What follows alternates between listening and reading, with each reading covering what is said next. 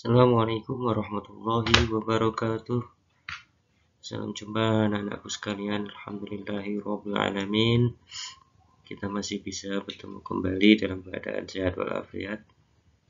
Pesan Pak Guru, selalu jaga kesehatan kalian, selalu jaga kondisi, tingkatkan ibadah dan berdoa kepada Allah Subhanahu wa taala. Semoga kita selalu terhindar dari segala musibah yang sedang melanda di sekitar kita. Anak-anakku sekalian, pada kesempatan ini mari kita belajar tentang malaikat dan tugas-tugasnya. Kompetensi dasar 3.4 yaitu memahami makna iman kepada malaikat Allah berdasarkan pengamatan terhadap dirinya dan alam sekitarnya. Sebelum kita lanjutkan pelajaran kita, marilah kita bernyanyi terlebih dahulu Malaikat 10. Kalian pastinya ada yang sudah bisa, ada yang belum. Malaikat 10 kita harus tahu, jangan sampai lupakan malaikat 10. Jibril, Mikail, Israfil dan Israel, Rokib, Atid, Munkar, Nakir, Malik dan Ridwan. Nah, jadi kalau kalian bisa bernyanyi burung hantu, nah di sana kalian nadanya sama, hanya kita ganti syairnya saja untuk mengingatkan kita tentang nama-nama malaikat 10, malaikat Allah yang wajib kita imani di dalam Al-Quran. Anak-anakku, bahwa sebenarnya iman itu adalah percaya, satu keyakinan yang kita yakini di dalam hati, kemudian kita ikrarkan dengan lisan kita, dan kita amalkan dengan perbuatan-perbuatan kita. Nah, rukun iman itu ada 6. Pastinya kalian sudah ingat. Iman kepada Allah, iman kepada malaikat, iman kepada kitab, iman kepada Rasul, iman kepada hari kiamat, dan iman kepada qadha dan qadar. Nah, iman merupakan pondasi bagi seorang muslim atau menjadi akar. Ya, akar. Iman adalah pondasi kalau itu suatu bangunan bagi seorang muslim. Tapi juga iman adalah akar dari sebuah pohonnya. Ya, dari sebuah pohon yang besar. Nah, bagi seorang muslim, mengapa disebut dengan pondasi? Karena dengan pondasi yang kuat, maka bangunan itu akan bisa baik. Ya, dengan pondasi yang kuat, maka bangunan itu akan menjadi kokoh. Begitu juga dengan sebuah pohon yang akarnya kuat, maka pohonnya, cabangnya, rantingnya, daunnya, buahnya itu juga akan baik pula. Sehingga iman merupakan dasar bagi seorang muslim. Nah, kita sebagai orang muslim harus menguatkan keimanan kita dari rukun iman yang 6. Ya. Dalam Quran surat Al-Baqarah ayat 285 itu merupakan dasar kita beriman kepada malaikat Allah. Ya. Amanar rasulu bima unzila ilaihi mir rabbih wal mu'minun kullun amana billahi wa malaikatihi wa kutubihi wa rusulih la nufarriqu baina ahadim mir rusulih wa qalu sami'na wa ata'na ghufranaka rabbana wa ilaikal masyir. Nah, semuanya akan beriman kepada Allah dan kepada malaikat beserta kepada kitab, kepada rasul-rasulnya. Nah, Itu sebagai dasar kita beriman kepada Allah, malaikat, kitab, rasul, hari kiamat, qada dan qadarnya. Kemudian bahwa makhluk atau ciptaan itu bisa kita bagi menjadi dua. Ya, makhluk itu apa? Makhluk itu adalah ciptaan atau sesuatu yang diciptakan. Sementara yang menciptakan itu disebut dengan khalik. Jadi Allah itu disebut khalik karena maha pencipta. Sementara kita yang diciptakan di alam semesta ini semuanya adalah makhluk. Allah menciptakan makhluk itu ada dua macam. Ada makhluk yang nyata dan ada makhluk yang gaib. Makhluk nyata artinya makhluk yang bisa kita lihat dengan panca indera. Seperti ada manusia, ada hewan, ada tumbuhan, matahari, bulan, bintang, dan sebagainya. Itu adalah makhluk-makhluk nyata. Kemudian ada makhluk gaib, artinya makhluk yang tidak bisa kita lihat dengan panca indera kita atau dengan mata kita. Contohnya jin, setan, malaikat, surga, neraka. Itu semua adalah makhluk-makhluk gaib. Dan perlu kalian ketahui bahwa yang dimaksud dengan makhluk atau yang disebut dengan makhluk pasti semuanya akan mengalami kerusakan atau kematian. Sifat-sifat malaikat, ya kalau tadi kita sudah mengenal makhluk nyata dan makhluk gaib, sementara malaikat termasuk makhluk gaib. Malaikat pun punya sifat bahwa malaikat diciptakan dari nur atau cahaya.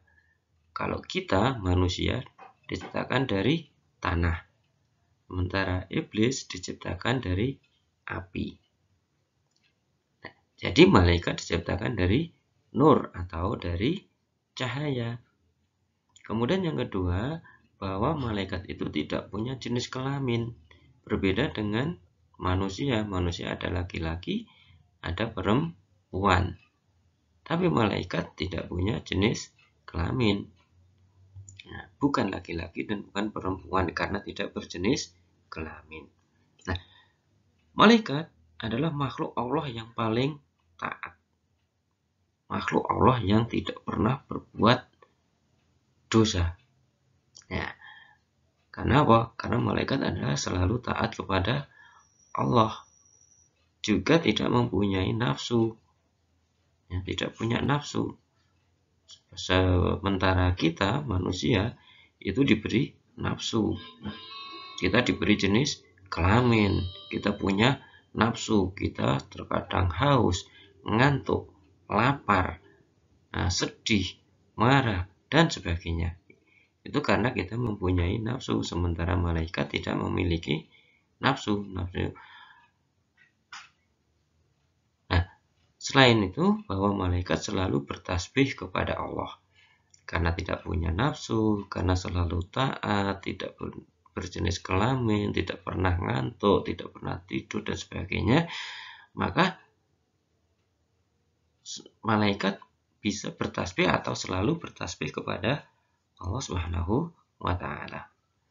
Kemudian untuk jumlahnya, bahwa malaikat itu jumlahnya banyak sekali. Tapi yang wajib untuk kita imani yang terdapat dalam Al-Quran itu ada 10. Nah. Kemudian tugas-tugas malaikat apa saja? Ya, dari 10 tugas malaikat bisa kita simpulkan. Yang pertama adalah Jibril, yang disebut juga dengan Ruhul Kudus, ruh yang suci. Kenapa?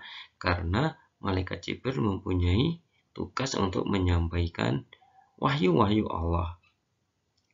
Nah, seperti Al-Quran itu adalah wahyu Allah yang diturunkan kepada Nabi Muhammad SAW melalui perantaraan malaikat Jibril.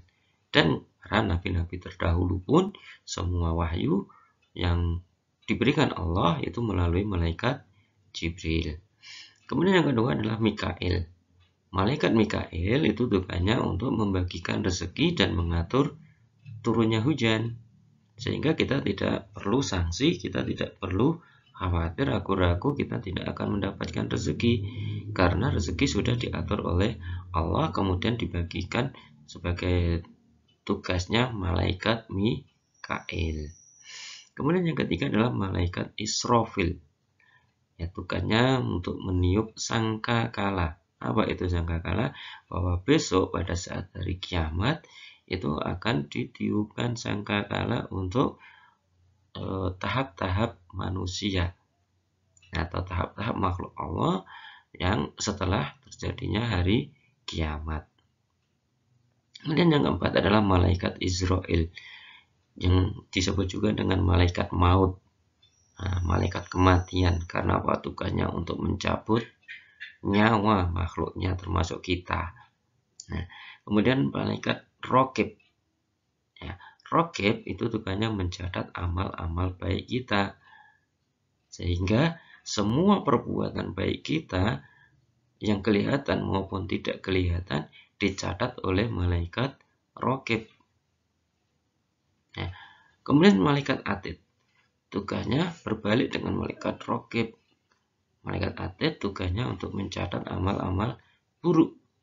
Ya, semua perbuatan kita, ya baik yang terlihat maupun yang tidak terlihat, itu akan dicatat oleh malaikat Atid. Kemudian malaikat Mungkar dan Nakir. Ya, ada malaikat Mungkar, ada malaikat Nakir. Tugasnya apa? Menanyai di alam kubur. Nah, perlu kalian ketahui bahwa alam ini bisa bertahap. Nah, ada alam kandungan atau alam rahim, kemudian alam dunia yang sekarang kita tempati, kemudian nanti ada alam kubur atau alam barzah. Itu adalah alam di mana kita menunggu datangnya hari kiamat. Kemudian nanti ada alam akhirat. Jadi orang-orang yang sudah meninggal dunia sekarang ini berada di alam kubur atau alam barzah. Nah, kemudian tugas malaikat Malik, yaitu bertugas untuk menjaga pintu neraka. Dan malaikat Ridwan adalah bertugas untuk menjaga pintu surga. Nah, anak-anak sekalian, itu adalah tugas-tugas malaikat.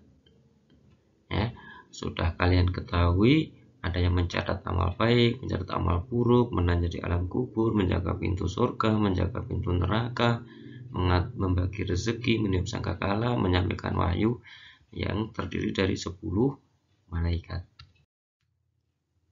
Nah, karena ada malaikat Raqib dan Atid, ya, ada malaikat Mungkar dan Nakir. Yang harus kita imani, harus kita percayai bahwa malaikat itu memang ada. Maka dalam hidup di dunia ini kita harus selalu berhati-hati. Dimanapun kita berada, dimanapun waktunya, kita selalu didampingi oleh malaikat-malaikat. Sehingga kita pun juga harus berperilaku yang baik. Nah, agar malaikat Raqib mencatat amal-amal baik kepada kita. Contohnya yaitu suka bersedekah, seperti dalam gambar itu ada seorang anak yang suka bersedekah. Nabi Muhammad SAW pernah bersabda, tidak ada satu hari pun pada saat para hamba bangun di waktu pagi kecuali ada 2 malaikat yang turun. Salah satunya berkata, ya Allah, berilah ganti kepada orang-orang yang berinfak. Kemudian malaikat yang lain mengatakan, ya Allah, berilah kebangkrutan kepada orang-orang yang kikir. Jadi kita harus senang untuk memberi, senang untuk bersedekah, dan kita dilarang untuk bersifat kikir. Kemudian contoh yang kedua, yaitu gemar menjalankan perintah-perintah Allah dan meninggalkan larangannya, atau yang disebut dengan takwa. Nah, misalnya berbakti kepada orang tua, menghormati guru, menghargai sesama, kemudian mengunjung orang yang sakit, mendoakan, mengunjungi saudara, dan sebagainya. Semua amal perbuatan kita akan dicatat oleh malaikat raqib dan atid. Allah berfirman di dalam surat Qaf ayat 18. Ma yalfidhu min qaulin illa ladaihi raqibun atid. Tiada suatu ucapan pun yang diucapkannya melainkan ada di dekatnya malaikat pengawas yang selalu hadir. Nah, anak-anakku sekalian, bahwa kita hidup di dunia ini harus selalu berbuat baik. Nah, perbuatan baik tidak bisa kita buat secara instan, tapi perbuatan baik itu harus kita latih sejak dini, sejak sekarang, ya, itu harus kita latih. Meskipun kita masih anak-anak, kita juga sudah harus berlatih tentang bersedekah, kita harus selalu taat kepada Allah dan sebagainya. Demikian anak-anakku sekalian, secara ringkas iman kepada malaikat, ya, iman kepada malaikat dan tugas-tugasnya sudah kita pelajari. Kalian imani bahwa malaikat itu memang ada.